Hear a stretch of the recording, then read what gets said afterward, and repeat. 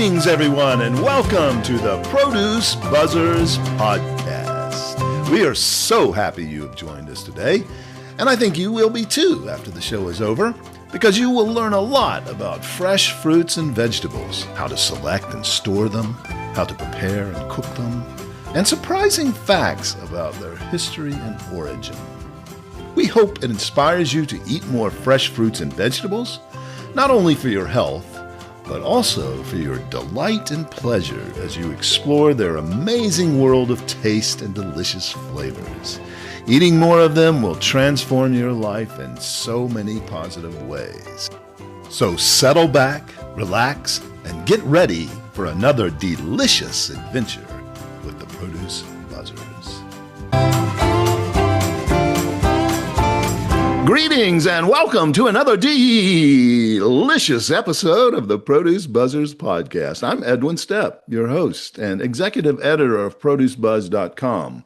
I'm joined once again by Teresa Nolan, the founder and president of Produce Buzz, along with Rick Stepp, a contributing editor to Produce Buzz. Now, Produce Buzzers podcast fans, fresh produce has always been at the heart of the organic movement. Long before organic snack bars, cereals, frozen entrees filled store shelves, it was organic apples, carrots, greens, and berries that helped build consumer trust in the idea that food could be grown differently, more thoughtfully, more sustainably, and with greater care for the land and the people who work it. Today, organic fresh fruits and vegetables continue to be one of the strongest and most visible segments in the entire organic marketplace.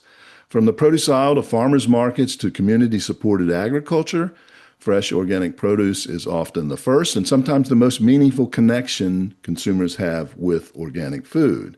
But the organic produce sector also faces real-world challenges: price sensitivity, supply chain pressures, changing consumer expectations, and the need to clearly communicate the value of organic to shoppers who are balancing budgets and priorities. To help us unpack what's happening in the organic produce world, we're joined today by Matt Landi, Vice President of Industry Relations for the Organic Trade Association. The OTA represents the organic industry across the supply chain, from growers and shippers to retailers, brands, and service providers, and plays a major role in policy, advocacy, and education around organic food in the United States. Matt works closely with industry stakeholders and has a front row seat to the trends, opportunities, and challenges shaping the future of organic produce. Today, we'll talk about where organic fruits and vegetables stand in the marketplace and how consumer perceptions are evolving and what the future might hold for growers, retailers, and shoppers alike. So whether you're filling your cart with organic berries, debating organic and conventional apples, or just curious about what that little USDA organic seal really means, stick around. This is a conversation about the roots and the future of organic produce. Matt, thank you for joining us. My gosh, Edwin, it's a pleasure to be here. I mean, first and foremost, I am a produce guy. Oh, So good. I spent most of my career in produce, retail, distribution, working for a produce brand. So this is where my heart lies. So appreciate the opportunity to be on here. Yeah, well, that's great to hear. And that's one question I didn't send you beforehand, but we always like to know the background of our guests. So before we get into the questions about OTA and organic produce, tell us your background, a little bit more about your background. Yeah, I actually started as a produce manager at a single store food co-op in Vermont, right out of college. And then I had an opportunity to go to Santa Cruz, California, and worked as a produce director for what was eventually a 9-store chain on the coast, New Leaf Community Markets. Okay. Then I kind of moved into distribution, worked in the Pacific Northwest for a while. So I've always been in and around the produce trade, working for growers, working with growers of 1 or 2 acres to growers of course, thousands of acres.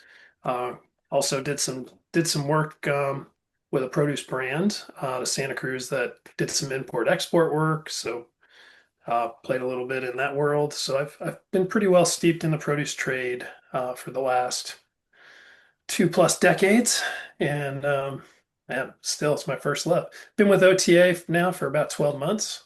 Okay. So kind of newer, being on the nonprofit side, but was a member company Prior to that, a couple different times as a member of the OTA's Produce Council, which I'll talk about a little bit later. Okay, fantastic. Well, that's great that you have that background in produce. I know that the OTA is very, very much involved in the produce side, but I know you handle and work with suppliers in all aspects of organic, not just food, as I understand. I think even apparel and those kind of things, right? You got it. Yeah. So OTA, I mean, our membership goes, anywhere from fiber, as you mentioned. We've got one company that's a member that has a clothing line of organic clothing, and then we also have an organic wine council. Mm. We've got grains and dairy, and I mean every category you can think of that has, is within the organic sector, can be a Anything that member. needs to be grown, I guess, You got it. is going to Grown or be, raised. yeah, Anything grown or raised. That's yeah. right. And then, of course, all the support actors. We have certifiers and other nonprofit organizations that also count themselves among our membership base, too. Right. Fantastic. Well, tell us more about the Organic Trade Association, especially for those who may not know much about Yeah, it. I'm sure everybody knows the seal, seal. but The organic seal. let's Yeah. talk about the organization. Yeah. So OTA, we don't.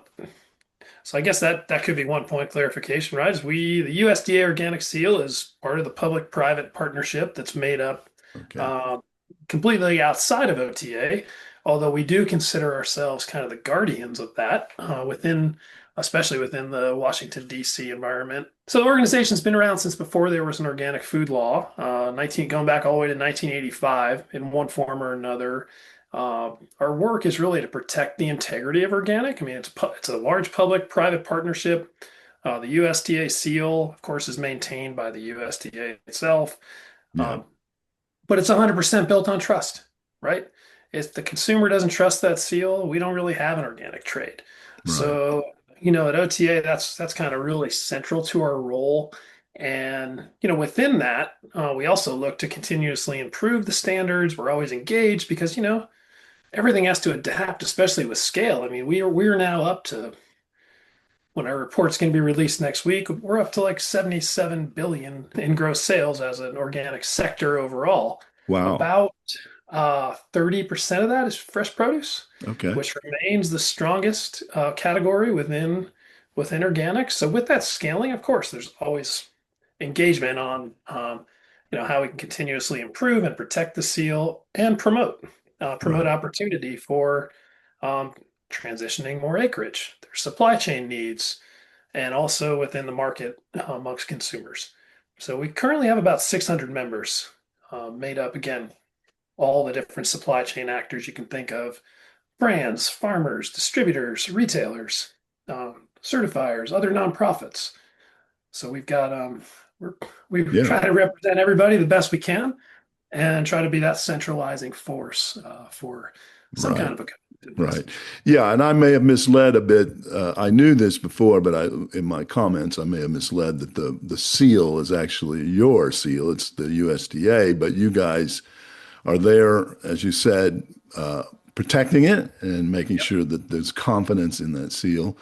we're the And guard. with your membership, they are all companies dedicated to helping you with that task. So, Yeah, and many of our members have both organic and conventional supply. I mean, we just kind of see we represent the organic side of their business, yeah, but we're also just of the belief that collectively we're stronger than we are individually. So our role is really to solve problems bigger than any one entity, right, right. within the organic sector. Yeah. So Yeah. So 30% of that 77 billion, I think you said, is fresh produce. Is you that got it. correct? Yeah. Yep. So, how does the OTA support the fresh produce side of the organic specifically? What are you doing there? Yeah. So I think, as far as the fresh produce sector, first of all, we have this produce council that's actually made up of, if you think we've got growers and brands and retailers that are engaged in the sector kind of all come together in this kind of pre-competitive um, working group. Hmm. And that's actually one of the ways I got my inroads to OTA, and, work on a number of issues, any coming regulatory challenges that might be things that are coming down the pike. They count on Of course, members, it's a place for members to count on OTA to bring sector specific issues that are coming before us up with the group Yeah. and to Yeah. have some group think. Yeah. Right. Um, You can, and then you can be ahead of the curve in a sense of what might be affecting the overall business and alerting them, and then work, as you said, I think in your intro, is working to solve some of the problems collectively that are facing the industry. yeah, we also talk about consumer messaging strategies. I mean, there's just a lot of, again, anything that's collectively facing the industry. Packaging has come up quite a Right. bit. How we deal with packaging as people push for more sustainable packaging options. Right. Uh, We've also got a little bit of a focus on some events like the Organic Produce Summit. And as you came across us, increasingly places like the New York Produce Show or Produce Business or organizations like you all, Hmm. just working to elevate organic within the fresh produce sector overall is an increasing focus for us. Yeah. And what are some of your key issues right now? Can you share some of those? I mean, maybe some you can't share, but what? Totally. Yeah. Yeah, one of the things we've recognized is that there has been there's always bad actors, right? And we're dependent on trust and a certification scheme. Yeah. So we had some pretty good we've gotten some good traction on combating fraud with the Strengthening Organic Enforcement Act. We're continuing to look at other ways to continue strengthening that by supporting things like an Organic Imports Verification Act, any way that we can continue to help um, maintain that trust, increase that trust, we're always going to be front and center. We're also looking at investing in infrastructure. So, organic is usually lagging behind a little bit within our processing, packing, warehousing, and especially with the kind of these new SOE in the Strengthening Organic Enforcement Act. With these new regulations, we've had an increasing need for organic specific infrastructure. So we successfully have actually gotten a bipartisan support for in a in a wild environment for a domestic organic investment uh, Yeah. act that we put forth. So we'll see what happens if it ends up working out, but we're pretty confident that we've got some good support there. Yeah. Great. That's good to hear. So on that note, you're interacting with policymakers and regulators on behalf of organic produce and organic producers of other things. You mentioned a couple of acts there that are those in process or have they been passed? So the Strengthening Organic Enforcement Act is in full effect. That's been Okay. passed. So that was a success that we were able to get that passed. We also did have an organic market development, which is a funding act that's actually finishing up this year. That came through. That was part of one of our priorities a few years ago, along with the Transitioning to Organic Partnership Program, otherwise known as TOP. Those are both sunsetting out over the next year and a half, but we have another funding act kind of before Congress that we're working on now. So we're always looking to renew investment in organic, Right. um, And given that those organic. those those Yeah, acts, specifically the top, as you mentioned it, transition to organic produce, those are providing funds to help conventional farmers make that transition to you've got organic. it. Yeah. Yes. Yeah, I mean, this is a choice-based system, right? People opt in, people opt out, but we want to have resources in place for folks that want to opt in and see an advantage to going organic for whatever reason that is, Yeah. what's right for their farm, or they see a market opportunity, or it's just something they feel strongly about. There are a host of resources through the TOP program that have been made possible by that funding. So I think it's kind of a really important cornerstone that we continue to see investment there. Yeah. We're still, even though we're growing, kind of still small but mighty within the overall food system. And Right. I think it's, Yeah. Very um, good. I'd like to ask you if a farmer decides to become organic, typically how many years does it take for them to become certified? well, once they make it in, depends on the ground. Actually, if they take over ground that's already organic certified, they can start right then. But if they are, they just have to get their own certification for the specific operation. But if they are taking over brand new ground and transitioning, it's typically a 3-year process to transition into. Well, like in my case, I own a small farm here in Duluth, and I always wanted to plant an apple orchard, and I've never done it. But it's had no pesticides for 25 years that we've owned it. But I can't prove that. I would talk to a certifier. You might be able to. Yeah, sometimes you can talk to your local certifier, have them come out and talk to you about an individual situation like that because Sure. it's been dormant. That's different than it being farmed. So do you just Right. have a fallow land to, Yeah, it's just been hayed for 25 years, you know. yeah, nothing on it, just hate. Right. Well, yeah, I'd definitely get in touch with a regional certifier and Okay. talk to them about what it would take from their perspective. Sure. Okay.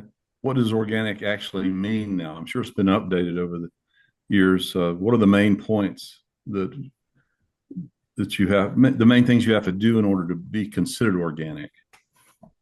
So when I get asked that sometimes, one thing I always like to clarify, especially now that organic is, grown into a $77 billion industry, is that, to some they kind of view it as a category, right? Well, what organic is a system of agriculture that relies on a process-based certification, created, defined, and continually updated through a public-private partnership. Hmm. It's housed within the USDA, where the legal standards are overseen.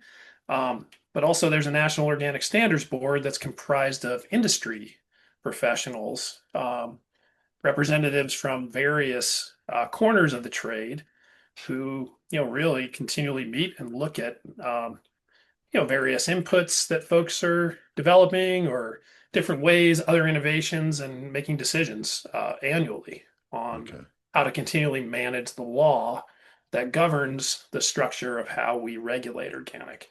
So it's a voluntary regulation on both Okay. ends, right? So Interesting. you have growers opting in for various reasons, whether it's for environmental protection, or looking to access the market, and of course consumers opt in when they make the purchase. Right. So there's continuous improvement, there are checks and balances, but some of the high levels, right, is that it prohibits the use of some harmful pesticides, synthetic flavors, chemical preservatives, synthetic colors. Also prohibits GMOs, prohibits any compost made with sewage sludge, which some Right. people don't even know happens. Wow. The goal is really protection of natural resources like soil, which of course is important, generationally important, water quality. All of this is regulated within this voluntary law.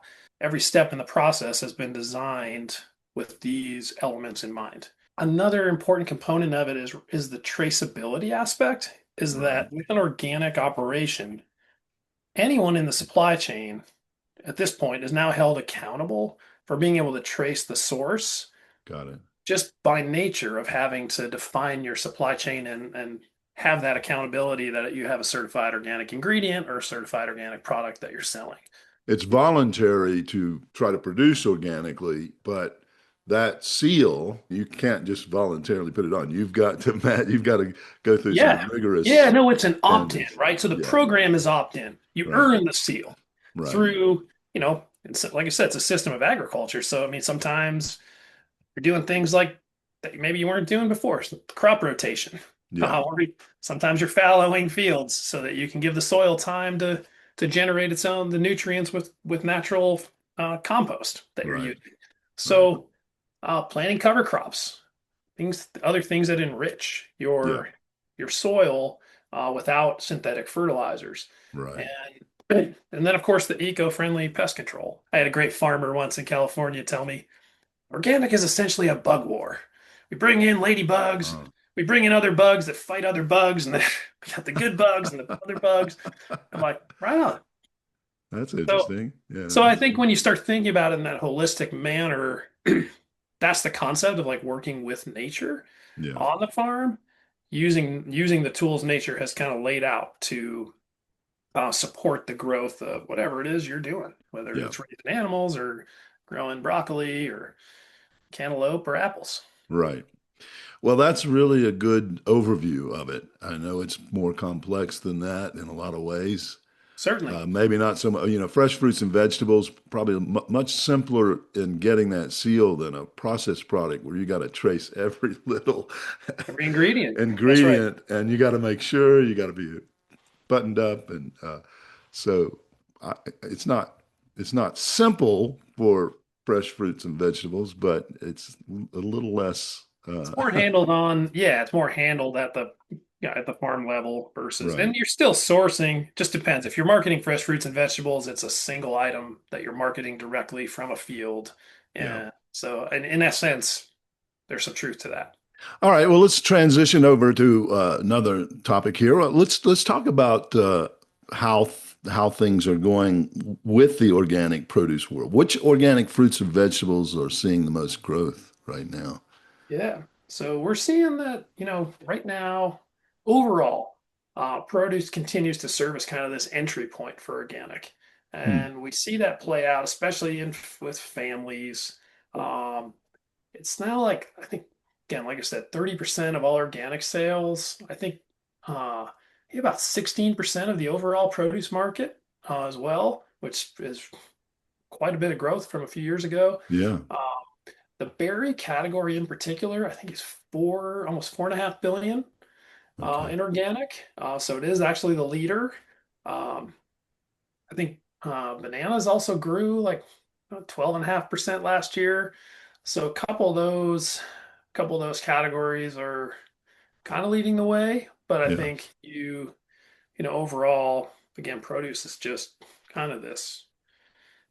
One, it's an entry point, and two, it's always going to be the place where if you have kind of that organic focused mindset, um, probably you're buying more produce to begin Yeah. with.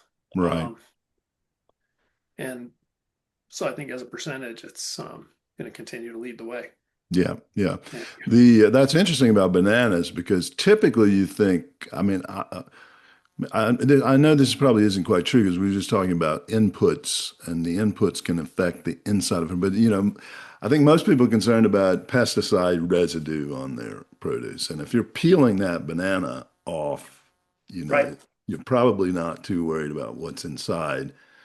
But that was interesting that bananas are seeing that larger growth in organic. Why do you Yeah. think that is? And am I wrong that it's not just about pesticide residue? Well, I think you bring up a good point because one of the things we do see is that in our consumer data, and you probably heard this from Adrian a little bit, is that there is a tendency of folks to make purchasing decisions based more on personal health versus the environment. Hmm. However, occasionally you see something like this where you just kind of say, well, there's probably some other stuff at play here that we Right. are that's worth diving into, whether it's the combination of the increased proliferation of fair trade being tied to organic um, in in a merchandising setting or some increased messaging, or there could be other things at play on the supply side. I know bananas are probably in for a transition overall if we really wanted to dive into the Cavendish and the challenges Yeah, we I know may what have you're in referring. You're beer. referring to the fungus that may wipe out the Yes. banana that we have right now, which Right. it did wipe out a previous variety years ago. So I think you're And the referring to other that. But thing, like I said, I don't have the full report in front of me right now, but it is kind of interesting. I don't know if we've measured the full impacts of tariffs on oh, some of this too. I yeah, mean, given that bananas are primarily imported, so it could be based on regions that conventional bananas versus organic bananas. And so I think we just have to dive into that one. Berries, though, I would say that's year after year where yeah, we've been seeing berry category growth. Uh, Probably because they're a great snack. People like right, probably see that a lot, no matter what. yeah. But Yeah, anyway, that that was makes one. sense. And now that makes sense too. You said it's not for a lot of people, they choose organic not because just for their health or preventing any kind of pesticides, but the overall environment, the farm workers who are working these products, they don't want them to be exposed to pesticides. So that gives a lot of clarification to that. People are making the decision not just based on their own health, but looking to a greater cause. That's truth. Yeah. Well, what are the biggest challenge organic produce growers are facing at the moment, and as you see I'd it? say, and I would say, well, I mean, like anyone, like any other grower, I mean, every sector is going to be at risk from climate shifts or unpredictable seasonality, and labor is a huge challenge. I mean, across the board. I mean, like I Yeah, said, not just in within the harvest or in the field, but just across the board. Um, right. but I also say, like anything else, like you know, shoppers are hungry for information, right? And I think there are a lot of like different label claims and nutritional panels and all kinds of other certifications out there, um, which I think is going to make kind of buying food even harder in some respect for Yeah, folks who want to make those choices. So, one of the things that we put together, and you probably maybe saw a little bit about this if we brought it up at the New York Produce Show, is um, we have a campaign this year called "The Seal Makes It Simple," which is right. a little bit of an in-store program where we're working to actually support markets as well. It's a little bit kind of a newer avenue for OTA. Hmm. Kind of diving in a little deeper to some in-store promotion, some radio ads,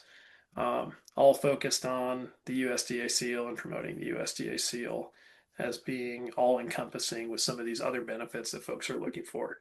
So I think, that's more of a challenge at retail and less of a challenge on the farm. I mean, taking it back to the on-farm challenges, in addition to let's say the weather, climate stuff, and the labor that's going to be faced by everybody. And there's also increasing consolidation, in the supply chain, All right. or at retail as well. So I think Yeah, you see that kind of thing as always a little um, something you got to watch out for right, from a risk standpoint. Like how many markets is your market does your market opportunity shrink or grow? Right. That's right. always the grower has no control over that. Well, you mentioned the seal makes it simple. Yes. And so this is a question that just popped into my head, but and your job is to help build confidence in that seal. Uh, what do you think that there is great trust in that right now, and is it growing? We find in our consumer research that it's still the most trusted label claim amongst Oh, consumers. So we're not, I mean, amongst all the, if you take everything, um, every label claim that folks make, all the badges on food that you can see, um, we're right up there with the American Heart Association. okay. So in terms of recognition and trust. So, we launched the Seal Makes It Simple kind of as a consumer education as well as kind of a myth busting campaign last Oh, year. Um, we got like 45 million impressions to date, which kind of exceeded expectations wow, that's for fantastic. us. Yeah, and really we're just promoting the values and benefits of organic. We've recognizing that, one of the things that we can do from our role as the Organic Trade Association is really just tell the story, what it is. Yeah. What was the myth you were trying to bust? You said it was a kind of a myth busting. Well, I think, you have a lot of, I mean, social media, right? You have everything's flying around about everything, right? Organic's not real. This is Yeah. I mean, Oh, okay. right? I think we're trying to just be really clear that the organic seal encompasses the fact that organic's free from synthetic pesticides. We're free from synthetic colors and flavors and artificial preservatives and GMOs. And, um, there's a lot of different Right. things that you see out there that And it's regulated, it's policed, it's not just something people can buy. Oh, I pay the money and I get the seal. you are darn That's not right. the, It's a public-private partnership. And it's been, we've been working on this for decades. God, Yeah. people have been actually working on it since the 70s, really, but it Right. didn't become law until the early 90s.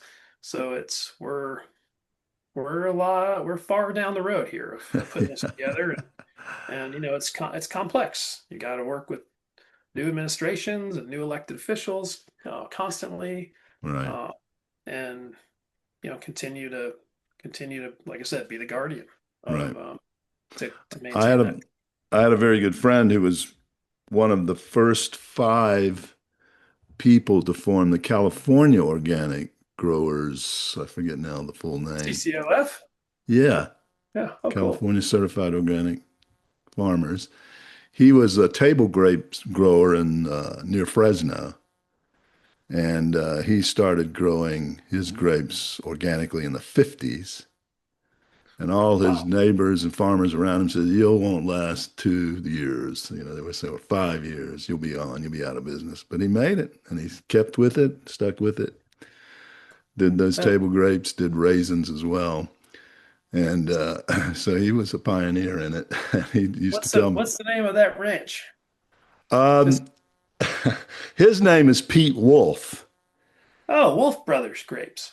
Yeah, Oh exactly. yeah, Yeah, you those know are them. like when I first moved to California, they were still around, and I remember those being some of the best grapes that I've still had to date.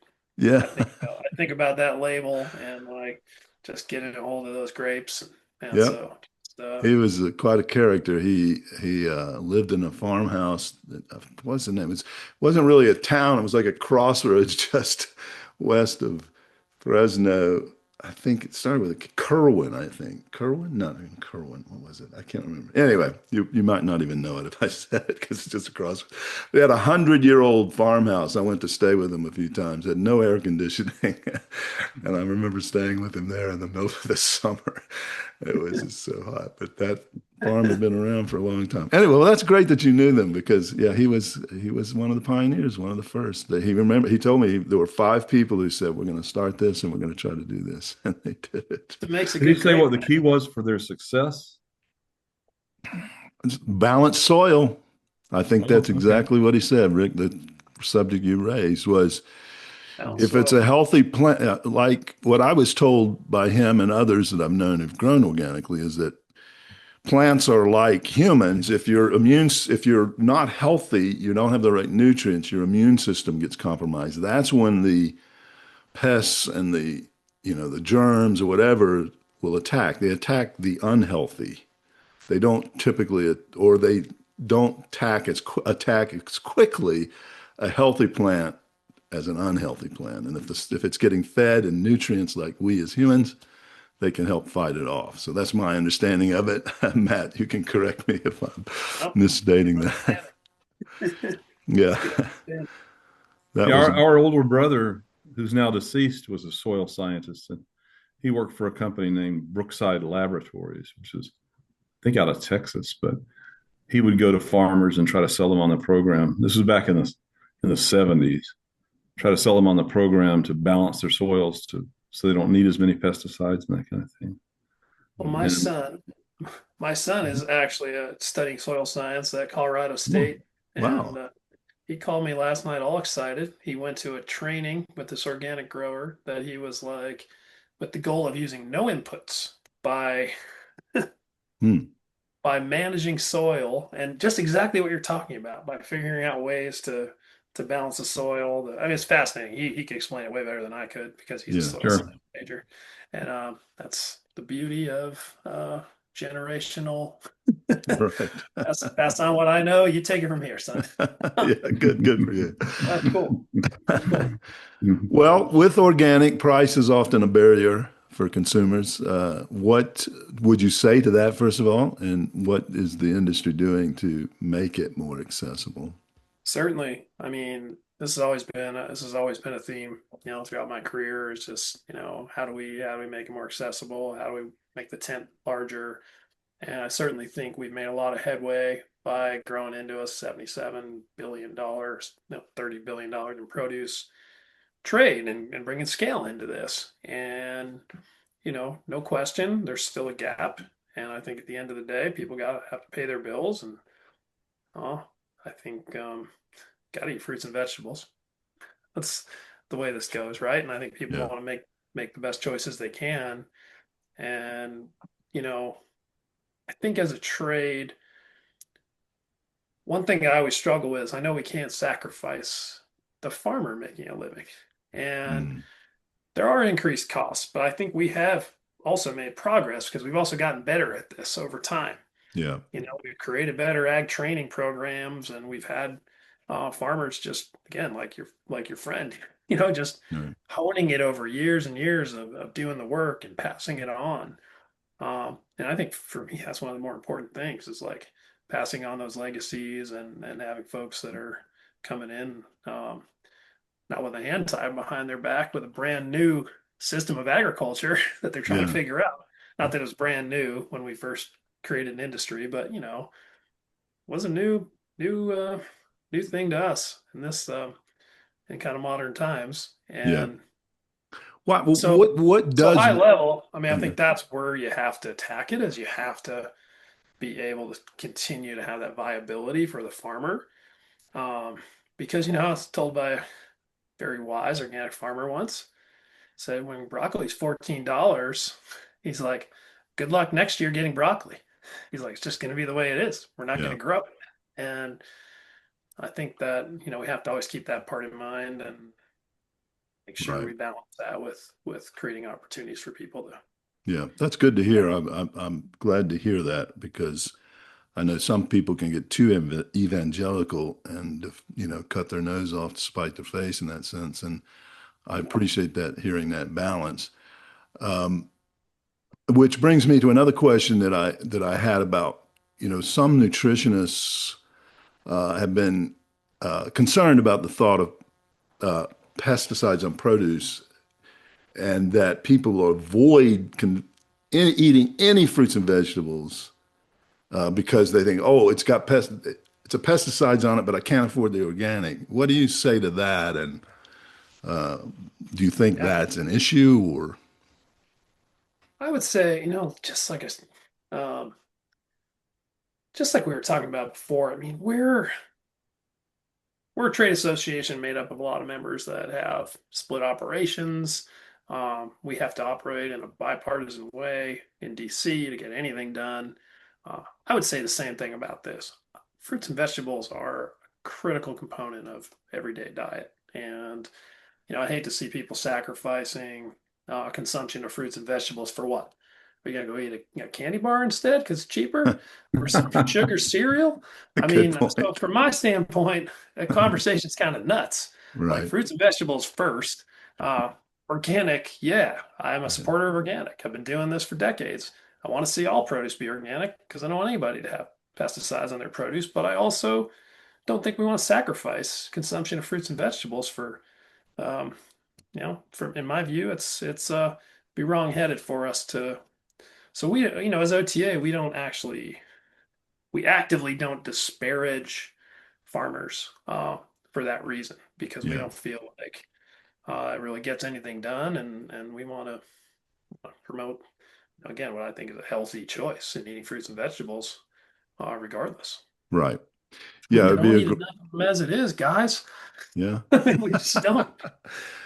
Well, it would be a great day when everything can be grown organic. You I got it. think right now it's, I've seen other things out there that if everything were grown organically, we couldn't feed the world like it needs to be fed. But I think you guys are helping that progress to be made. So the goal is don't give up on it. The goal is let's Yeah. get to a way and improve the processes so that everything can be grown organically. That's what I Yeah, would and say. there's a right, exactly. And there's always going to be entrenched interests that are going to, they're always going to say that probably even when we can. So it's like, Yeah, because true. it's like, you're always up against that dynamic. And I think again, yeah, that's right. That's our job is Yeah, just to advance, be positive, advance the thing that we're working on and support the structure, the infrastructure, and the producers yeah, and consumers in making those choices.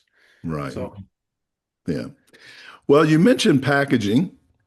So, packaging, well, I guess some of the packaging is grown if it's paper or cardboard, but Uh, what is your role in that? Are you just helping the organic growers? Or I'll just put that question out. What's the OTA's role in trying to get to more sustainable packaging? Yeah, that's great. That's a great question. I mean, I think we so far, you know, we've acted more as a convener, recognizing that, we're not in a position where it's gonna, this isn't something that can really be built into the regulation at this point. I mean, I think Yeah. there hasn't largely been a call for that, and I think there are some really innovative companies. Organically grown company in the Pacific Northwest is one of them. They actually just won an award at Expo West for some of their packaging work. Hmm. We've actually done some work, and that's one of the things that Produce Council focuses on. It's a big issue in produce. And also, we have a sustainability council at OTA that's a cross-sector council that includes fresh produce, but also players from across the spectrum of organic. And, always convening conversations around that, best practices, hosting guest speakers. We also have a sister organization here, a nonprofit called the Organic Center that supports some of that conversation. They are essentially they have the same board of directors as us, so we're very closely tied with them. So it's a science and research based organization. Um, so we're always doing work towards it, but we're not, again, we don't bring that into our advocacy work or regulatory side. It's Yeah. more, how can we support this? We recognize it's an issue, ongoing issue, and we can help prioritize it within the Right. industry. But Well, I what mentioned paper and cardboard is being grown, but there has been plastics produced from corn and other got it. biomaterials. How is that going? What do you see there? Is that making progress, or We've is a lot seen of it. I mean, roadblocks? certainly the innovation grows. I think the cost has been a challenge. You still end up with, I think the supply chains just haven't been really developed well enough yet to make it as widespread as it could be, but it's there. So that kind of packaging is much more expensive than And regular plastic. plastic. Okay. That's what we found so far. Although again, I'm far from the expert on the current state. Yeah. I definitely have waded into this in the past. Go ahead, I Rick. just wanted to comment. I think the better solution is better recycling procedures. Yeah, As far as being able to have if the product is made out of plastic, better way to recycle that plastic. sure. It totally Yeah. makes sense that we would have the upcycled, more of a closed loop on our stream would of course help too. Yeah, I could see that. Mhm. Yeah. 100% recycled material. I mean, I think the other challenge probably with fresh produce is that plastic probably in the long run helps support some shelf life stuff. So we have to also replace the material with something that'll not increase food waste. That's So, a good point. and that's something I know has come up a lot in those discussions. And certainly plastic's a big problem, but we certainly don't want to create another one too, which Right. we already Well, do in there's this country. food waste is a huge issue right now, and people are Yeah. really trying to tackle that. So I hadn't even thought about that aspect of it. So that's great. I mean, it's a good thing to have in mind. It's not good, but it's a No. good thing to be aware of. There's trade-offs, isn't there, in almost everything? Trade-off. Yeah. Yep. Right. You Well, got like it. where I live, they call it wish cycling. We're not supposed to put clamshells into our recycling. People They call it do. wish cycling. People wish it would be recycled, but they can't do anything with it. So Uh, will be a good solution if they can ever come out of maybe make houses out of the clamshells or something. True. There are. It's Yeah. pretty interesting. There are some innovative things out there, just not as widespread as they have been in the past. We're running out of time here. Let me just throw it out to you, Matt. What's the message that you most want to share with our listeners who are concerned about their food, where it comes from, how it's grown? I think to me, always the most important thing is you know source ID. What your personal supply chain looks like. Really understanding the people behind it and where it's coming from. It's I know you only have so much time in your life, but it's something that can be really valuable to you and to the world to really consider that. And I think organic's certainly a part of that. From my perspective, I think organic does create an opportunity to simplify some of those choices in that it encompasses a whole lot. It's taken a long time to get here, and the Mm. infrastructure behind it is very robust. For all that you might question or see on social media, the questions, um, whether it's government or very specific growers or maybe a bad actor here and there. Uh, there is so much behind it. A lot of very well-intentioned people working on this from different angles, whether on the regulatory side or people volunteering their time to be on the National Organic Standards Board. Yeah, we're made up of all those components, and I think that the trust that you have in that seal should be built up in that. Yeah, And I good. hope that comes across. And where can our listeners go to learn more about your work and how to support it in some way? I know that your support comes mostly from the industry, but can individuals get involved in some way to support? We're always happy to engage with individuals. I am anyway. So just you can Hmm. reach out to me. Okay. Just mlandy@ota.com, and I can probably point you to some resources if you'd like. And always happy to help. I think Okay. this work kind of goes beyond just a job, and that's one of Right. the reasons I've been in this trade for so long, and why so many people spend their career doing it. Yeah. It's kind of a little bit like produce, y'all. Like it's hard to get out of produce too in general. Yeah. So now combine that with the organic trade. It's like both of those things are very, very purposeful, I Yeah. think, for a That's lot of great. people. Glad we Yep. have passionate people like you working on it. It's not just a job, as you said, it's passion. And your website is ota.com. OTA.com, that's right. If you go there, there's a ton of resources. And if you really want to know more about Seal Makes It Simple, that there's also a separate website for that. Okay. Just sealmakesitsimple.com. There's a lot of resources on there. It might be of interest. A little video we put together. Uh, Feel free to head on over there too. But OTA.com is our main site. You can get anywhere you want to go from there. So Okay. please head on We'll have over. them check it out. Okay.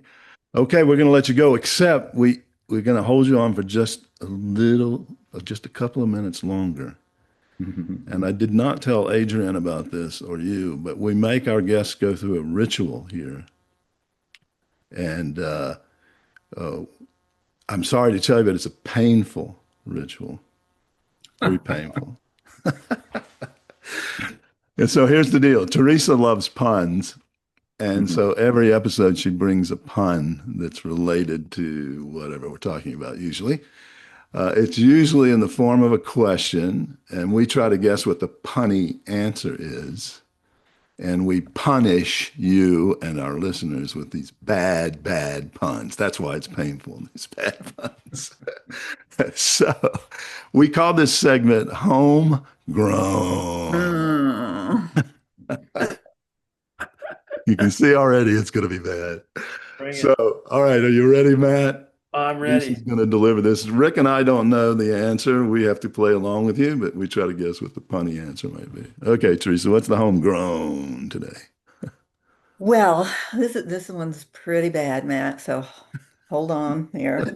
Um, there was a big organic conference, and the word went out verbally. They didn't send out any, you know, announcements or anything. It was just went out verbally, and one of the farmers that was invited to come by word of mouth uh, heard that you're supposed to show up with a the product, the final product, and the input into the final product. And so he got there, he saw people with cotton. They had cotton and they had clothing and a cow and they had dairy and meat. And so he showed up with a box full of paper and another box with a lid on it that had paper objects in it. So why was he, what did he think the conference was about? And what was in his box? The box with Okay, this is complex. This is a complicated one. This is complicated. So organic conference, Uh-huh. and ones like OTA would support. But this one they didn't advertise. They just heard the word of mouth. That sounds Word of like it mouth. might be important. And they were supposed to bring their product and the inputs. And so somebody brought a cow and some dairy and meat, and somebody brought some cotton with some clothing, and somebody else. Oh no, the farmer that in question Paper. brought paper and a box with a lid on it with paper objects in it. Now we don't know. Are we supposed to guess what's in the? No. No, well, you could guess what's in it, but what did he think the conference was about? Okay. All right. So Wow. something organic, paper. I gotta tell you guys, I'm the slowest one in my family. So when it comes to this stuff, my Well, wife you're and not daughter run slower than circles me. around me. Yeah, you're not slower than me. Rick is usually pretty quick on these, Oh, and Rick. so he's usually got something. Sometimes it's better than Teresa's. Yeah, most of the time. Let's see. I mean, I'm I'm buzzing in blanking. though over there. Paper. It's got something to do with paper and organic. I don't know. I give up. How about you, Rick? I'm I still would. This is not the answer, but first thing that came to mind was biodegradable toilet paper. Oh, so what was in that box? Oh no. So the box is the input, I guess, huh? That makes the paper. Yeah. Organic. You've I got to don't know. decide. All right. Mm. Okay. Any guesses, Matt? I got nothing. Yeah, me neither. All right, Teresa. Okay. So when he heard about the conference, he thought it was not an organic conference, but a origami. Oh my goodness. That was pretty good. Give that paper-like objects. Oh yeah, origami. Teresa, can we start getting some of these that are more like on the level of a 6-year-old? So You guys have been doing this. You should have had a little bit, a little bit. Yeah, that if was. you ask my grandsons, they could probably solve it for me. Simpler. Well, that's probably the truth for all of us. Yeah. All right. Sorry for putting you through that, Matt, but that's the payment for being on our show. You have to be punished. We love. We're kind of sadistic here. We like to punish. That was good.